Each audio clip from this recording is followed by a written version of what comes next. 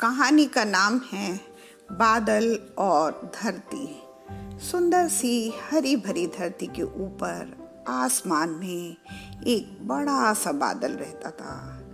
एक दिन उसे आसमान में अपने ही पास उड़ता हुआ एक और बादल दिखाई दिया जो आकार में उससे भी बड़ा था। उस बादल को देखकर उसे ईर्ष्या होने लगी। खुद को उससे भी बड़ा बनाने के लिए उसे एक उपाय सूझा। उसने निश्चय किया कि इस बारिश वो बगल वाले बादल से भी बड़ा होकर दिखाएगा। अतः इस बरसात उसने पानी नहीं बरसाया, जिसके कारण धरती सूखने लगी। पेड़ पौधे भी सूख गए और तालाब का पानी भी। बरसात ना होने से अब तो सारी जमीन ही मरुस्थल बन गई थी। अज्ञानतावश बादल को एहसास ही ना हुआ कि उसे बढ़ने के लिए पानी कहाँ से मिलेगा। उसने तो बरसना ही बुला दिया था, फिर भला उसको पानी कहाँ से मिलता।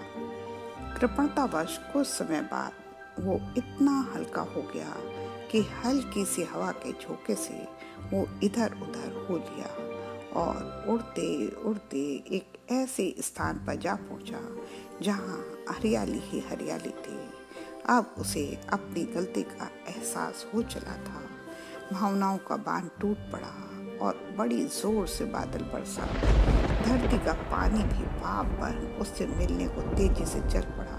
फिर क्या था, पानी पाकर बादल फिर से बड़ा हो गया। अंत में उसे अपनी गलती का पूरा एहसास हो चला कि किस तरह स्वार्थवश उसने धरती को सुखा दिया था।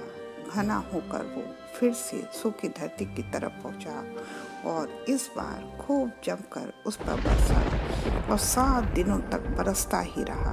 तभी वहां सूरज की किरणों से एक सुंदर सा इंद्रधनुष बन गया और चारों ओर सुंदरता बिखर गई।